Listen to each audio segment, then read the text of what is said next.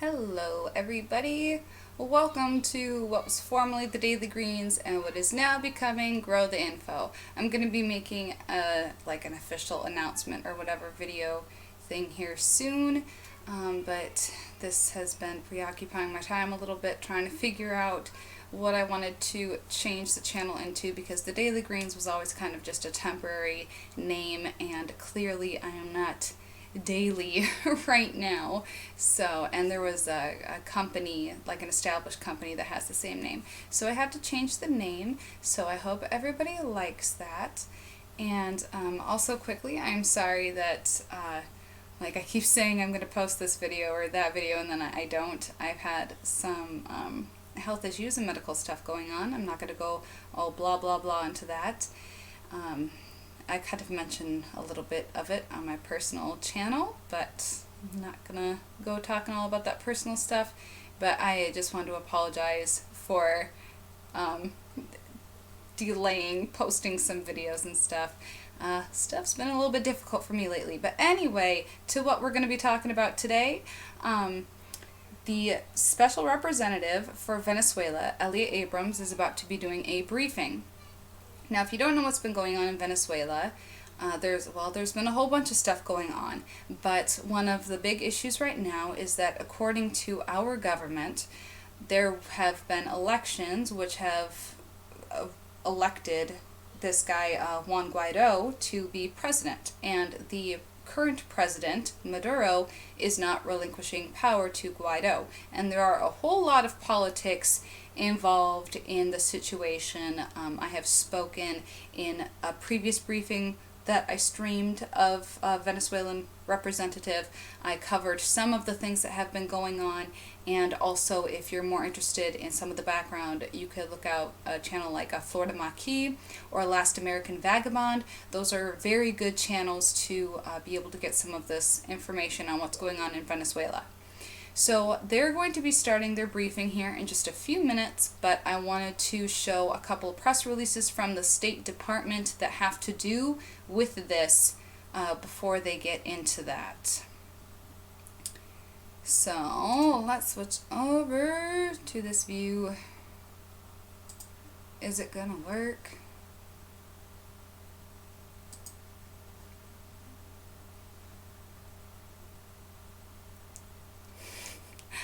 I have been having some issues with my computer and stuff too. Okay, alright. The window is pulled up. Okay, so this is what one of the press releases I wanted to go over. It says the United States congratulates interim President Juan Guaido on his re-election as President of the National Assembly.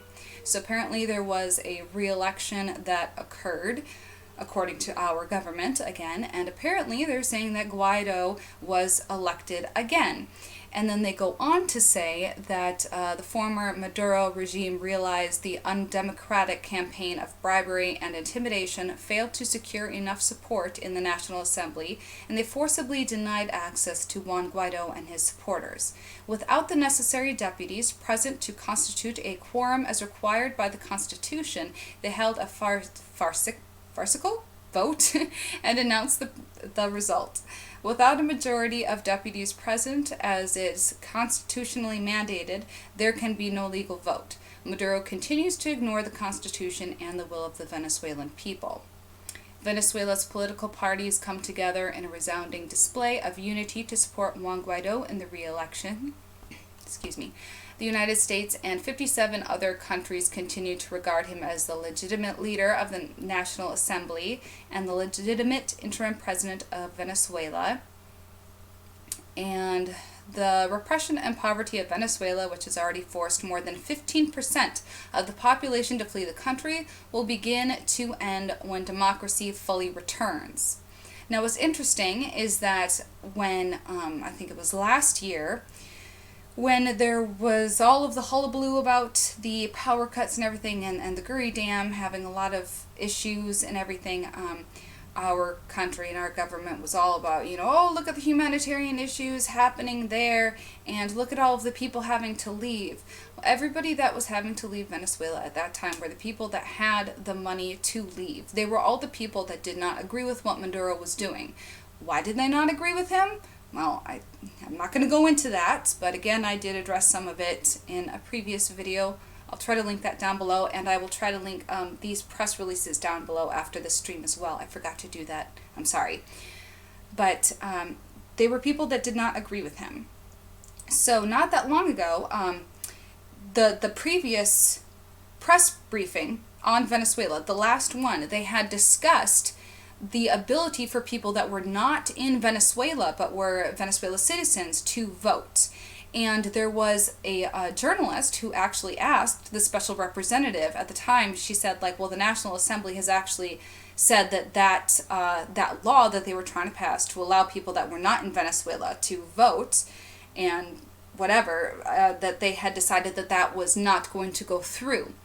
And what they were hoping on, what our government was hoping on, was that it would go through, because all of the people that had money, that disagreed with what Maduro was doing, because he is, of course, very socialist, they left, and our government is hoping that their votes are going to, be counted to possibly sway the election.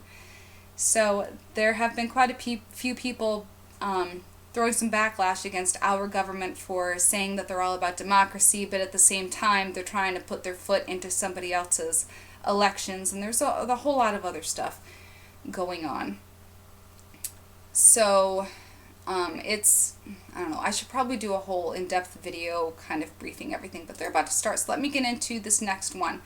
So they did a public designation of Leopoldo Sintra Frias due to involvement in gross violations of human rights.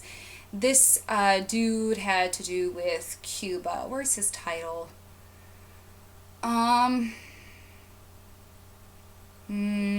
Minister of the Revolutionary Armed Forces of Cuba. And he supported Maduro and helped Maduro's military and intelligence. So our State Department has outright said that him and his family members, immediate family members, are ineligible for entry into the United States. So that was another thing that came out, and I was like, oh, interesting. So they're not, afraid to reach beyond Venezuela regarding the stuff that is happening in Venezuela. All right, and they're going to be starting the briefing thing soon. Oh, somebody's talking to me. Hi, 11 Pagan 11. Oh. I think either you're in the wrong stream or I don't know. Because it looks like you're talking to Vlad. You're not in Vlad's stream. But I'm going to give you a wrench anyway. Because I know you, and you seem cool beans. And I don't have, like, any moderators. So, hi, you are a moderator of my channel now. Hi, how are you? Okie dokie. So, I'm going to switch over to the other view, I guess, of the stream. It looks like they haven't started yet. I have my phone on the other stream, and they haven't started yet. They always take forever. Our government takes so long. They really do. Okay, so we're going to switch it over to that view. Let's see. There we go.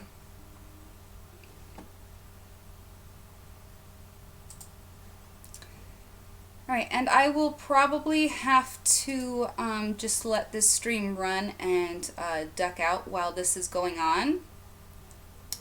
Because my kids are running around being crazy. I don't know if you can hear them in the background or not. So if you try to ask me any questions, I might not respond. But I appreciate you guys being here and watching anyway. See, let me make sure I have the sound on for the video thing. I'm curious to know too, while we're waiting for them to start, let me know in the comments, if you're watching the replay, or in the chat if you're joining us, let me know what you think about the situation in Venezuela. Are you siding more on the side of Maduro or Guaido? Are you kind of in between? Because of the history, I am on the side of the U.S. not overstepping their bounds. That is the side that I'm on. There's a lot of issues, and our mainstream media is not being upfront about everything that happened in Venezuela. They are simply reporting on all of the catastrophes happening there and people being hurt and going without water and food and all this stuff. They are not talking at all about why they elected Maduro in the first place and what led to that. All they want to talk about is how the Guri hydroelectric system, how it's not working. They don't want to talk about why they put that system up in the first place. They don't want to talk about like why they're exporting all of their oil. And they repeatedly sit here and they call out the human rights violations, and they talk about that, they're closing down this bridge and that bridge, and they're not letting aid in or out. But yet Russia and China have both sent massive amounts of aid to Venezuela, and they're not discussing that at all. It really shows how our mainstream media, even when they're sitting here saying that they're all about democracy, they are oftentimes paid off, and they're not just being independent and indifferent.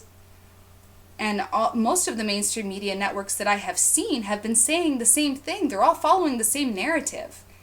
And when that happens, we need to start really questioning what's going on. Oh, they take forever to start.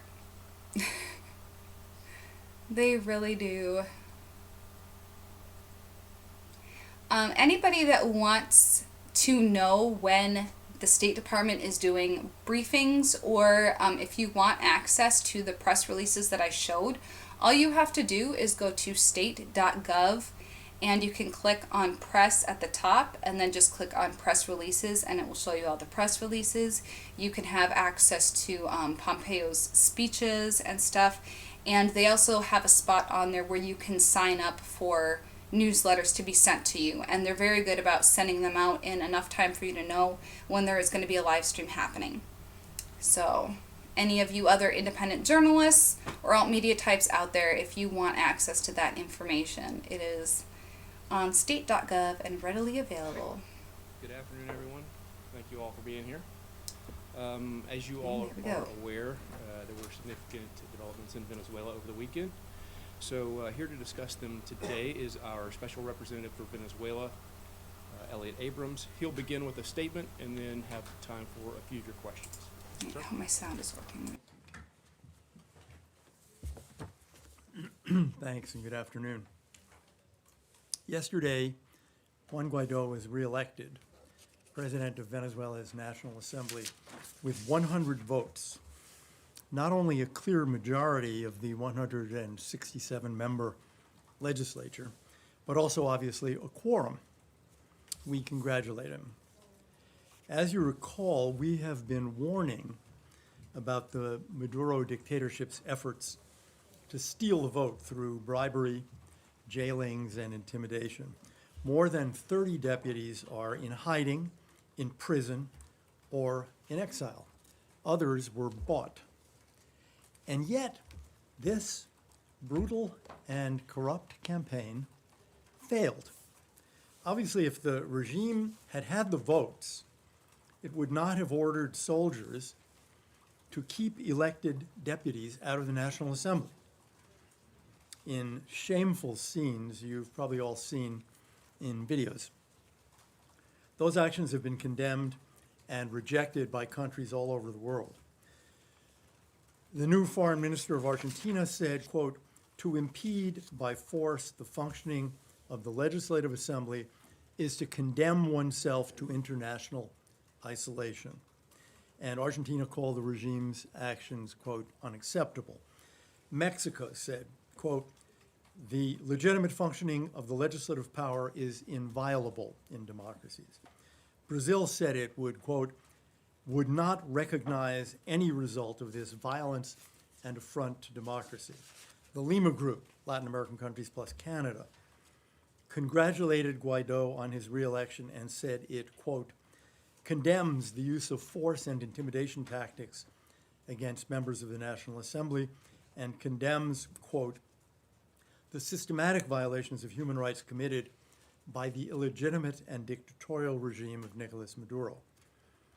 The EU said it, quote, continues to recognize Juan Guaido as the legitimate president of the National Assembly. We look forward to working this year with Juan Guaido, with the firm majority of the Venezuelan parliament who continue to support democracy, with Venezuela's democratic political parties, and with the millions of Venezuelans who want the dictatorship to end.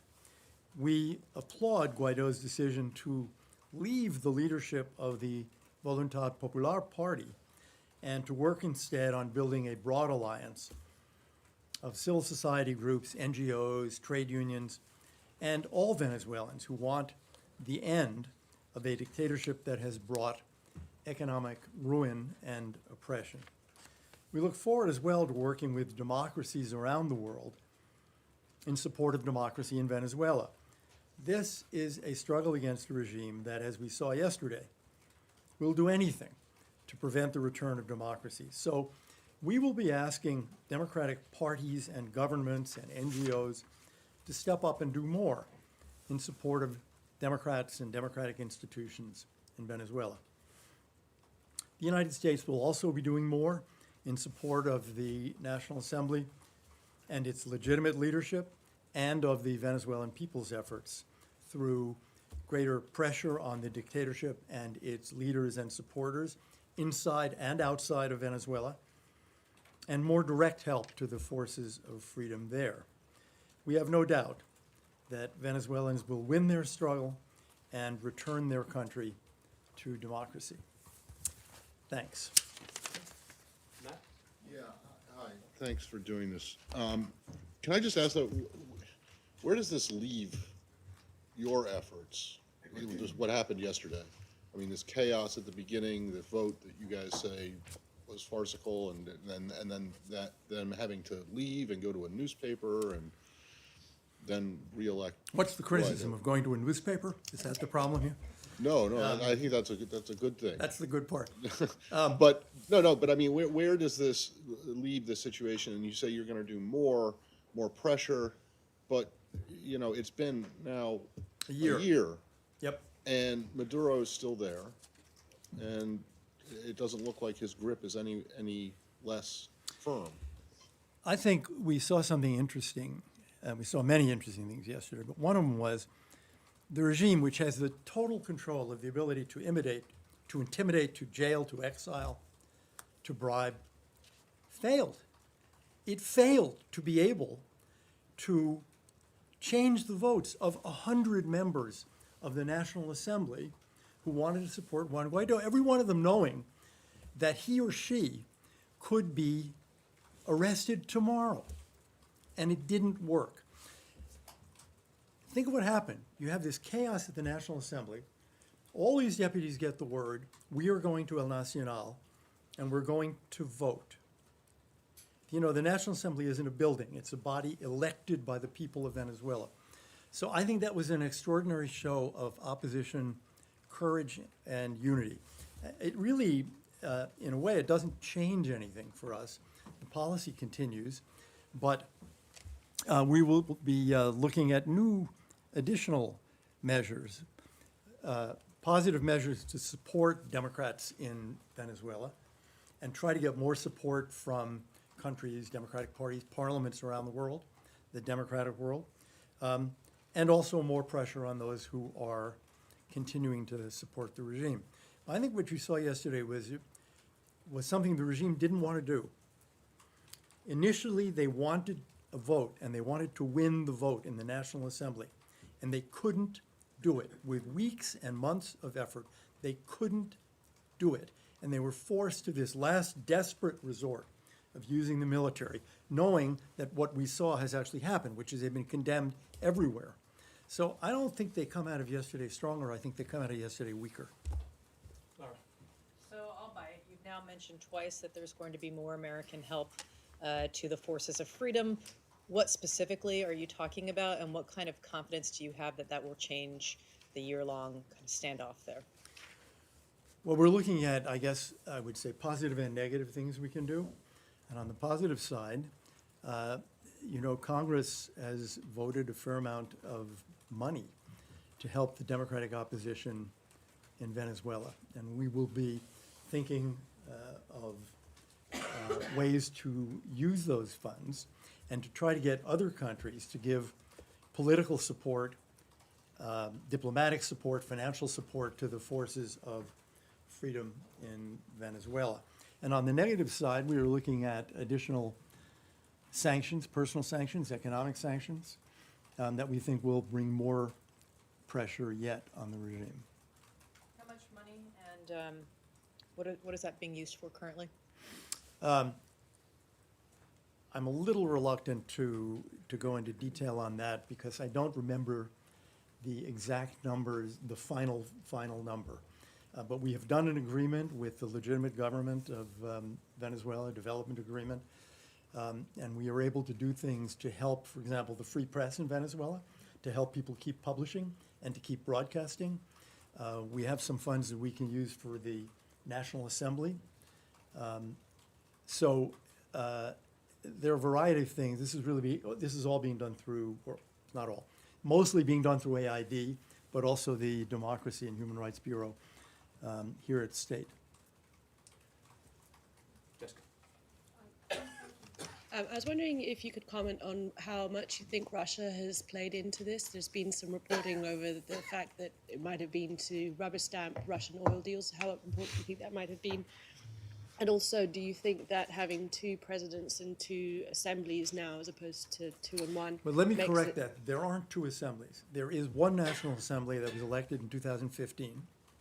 And as we saw yesterday, a clear majority of 100 supports Juan Guaido and voted to re-elect him. There's only one National Assembly. Sorry, assembly presidents. Well, we will see what happens tomorrow. Guaido has publicly stated that he will go to the National Assembly tomorrow. Now, as you know from all those videos, yesterday, soldiers physically prevented him from going in. Will they tomorrow? We'll see. What can this phony new leadership of the National Assembly do? They don't have the votes.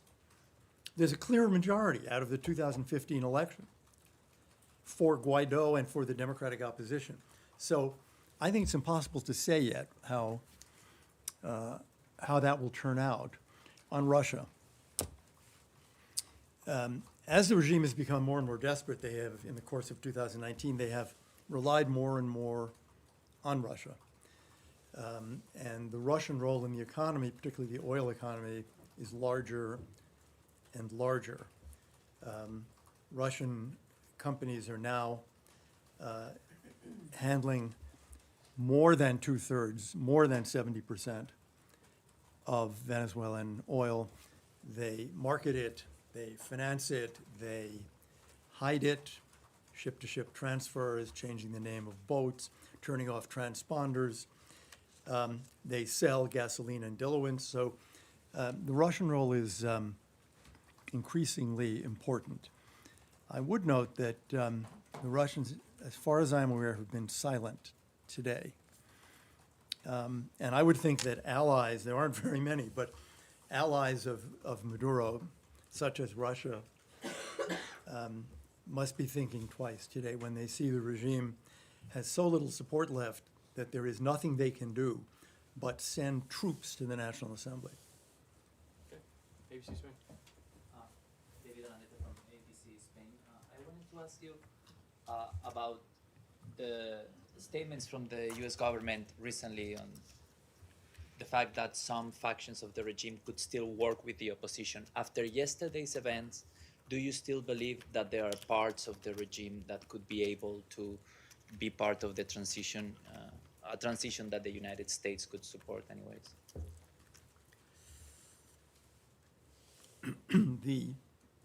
I have to assume that there are some people inside the government, inside the executive branch, who think that what was done yesterday was a terrible mistake, was disgraceful, was shameful. Of course, they can't say so, because if they say so, they will be arrested, or worse. I have to believe that there are people in the military who understand that the goal of the military is to protect the country, not to prevent elected deputies from from going to the National Assembly to vote, they too know that if they speak up, they face arrest or worse. There are certainly people who used to support Hugo Chavez, who have, as recently as yesterday and today, made their disgust at what happened yesterday known. We would have to judge that question of who we can work with and who we can't work with when we get to that point. Let's go to the back, Financial Times. Katrina Vance, Financial Times, thank you. Do you think Venezuela's neighbours are considering a military solution, and what would be the US position on that? I don't think they are considering military solution. They're worried very much about the refugee flows, which continue at a very, pardon me, at a very high level. Perhaps 5 million, getting to 6 million. You know, if it goes on for another year, it will be a greater refugee crisis than Syria. But I'm unaware of any discussions, this would be the Brazilians and the Colombians really, of taking military steps, except conceivably in self-defense. Tracy? Hi, thank you. Elliot, when asked how the events of yesterday leaves your efforts, the U.S. efforts, you said it doesn't change things for us. But we heard today from some of the Venezuelan congressmen that they're sort of entering a period of self-criticism and re-examining their mistakes and making changes. And so I wondered if U.S. policy also was going to be going through a sort of reassessment, what worked, what didn't, what can we do differently, that kind of thing. I don't think that's anything new. I mean, Guaido has spoken over the last 3 months in answer to questions. You know, why are we still here in September, October, November? And has talked about things that didn't go as well as he had hoped, for example, the reaction from the military. We do this all the time, too. That is, we don't, you know, sort of have an annual review at which we say, what are we doing right and what are we doing wrong? We think all the time about how to do better. And I think I've said to a number of people that we underestimated the importance of Cuban and Russian support for the regime, which has proved, I think, to be the two most important pillars of support for the regime, and without which it wouldn't be there. It wouldn't be in power. One or two more? Yeah. Yeah, right there. Juan Guaido Maranano, Caracol TV Colombia. You highlighted the statements from Argentina and Mexico. Is the U.S. looking forward to, I don't know, bring those countries to maybe a Lima group or to other bloc of countries to make a higher pressure against the Maduro regime? No, I highlighted those really for the obvious reason, which is that no, they all agreed with us. Everybody agreed with us. I mean, I have a list here. I could read out the list of countries.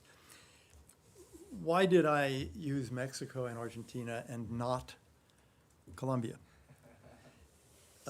We know of the very strong support in Colombia for democracy in Venezuela and for Juan Guaido. You have a new government in Argentina that has taken a slightly different position, and obviously so has Mexico. They have not taken the same position as the United States.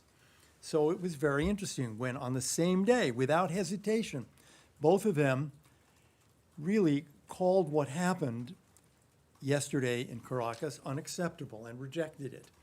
And I think that's really quite striking. And Maduro must be asking himself today, do I have any allies left? They're not going to support those kinds of measures. They're going to denounce those kinds of measures. He is left with Cuba, Russia, China, and, you know, a few odd dictatorships around the world. But he is losing the support not only on the right, not only in the center, but on the left in Latin America. Last question. Jackie. Under what conditions would the United States recognize a result of the legislative elections expected this year, and would the opposition be wise to boycott those? Well, we would recognize the result if it's a free and fair election. I've pointed out to people in the government of Venezuela, the regime. I've pointed out to others in Latin America. The United States recognizes the results of free election. We recognize the result when the FMLN won in El Salvador, because they won a free election. We recognize the result when the Sandinistas won a free election in Nicaragua. We recognize the results of free elections, even if we don't love the outcome. So that's the answer to that part. If it's a free and fair election, then not only we, but I think other democracies around the world would support it. Should they participate in the election? I think the key answer to that is we're not Venezuelans. They have to make that decision for themselves, the democratic parties in Venezuela. As of today, they cannot compete. As of today, Juan Guaido, for example, would not be allowed to run for re-election. As of today, most of the democratic parties in Venezuela have been called illegal. So as of today, you couldn't possibly have a free election. You would need significantly to change the conditions. What are the conditions that would lead the Venezuelan opposition to participate? You know, there are international standards for free elections, and they're all the obvious ones. No censorship, free access to media, ability to campaign, equal access to TV, deputies who are, in the case of Venezuela, who are in prison or in exile, allowed to return and run for re-election. Fair and free counting of the vote. In Bolivia, for example, I believe it's fair to say the campaign was pretty free, and then it was on election the vote can give all of us. That's what we're hoping for. That's what we're working for, that those conditions would prevail in Venezuela so that there can be free presidential elections and free National Assembly elections. National Assembly elections alone will not solve the Venezuelan crisis. They need presidential elections to be able to get out of the crisis they're in. Thank you. All right, thank you.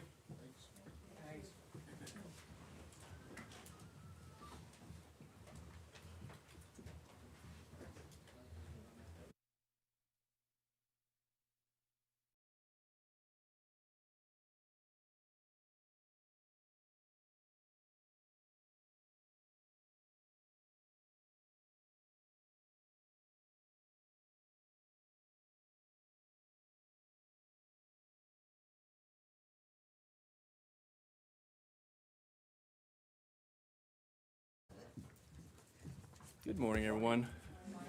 Welcome to the State Department. Appreciate you coming today. Joining us today in the briefing room are Special Representative for Venezuela, Elliot Abrams. Alrighty. Fun stuff. Are they all done now? Yeah, I think they're all done. Okay. So, hold on. I have something else playing in the background. Good morning, everyone.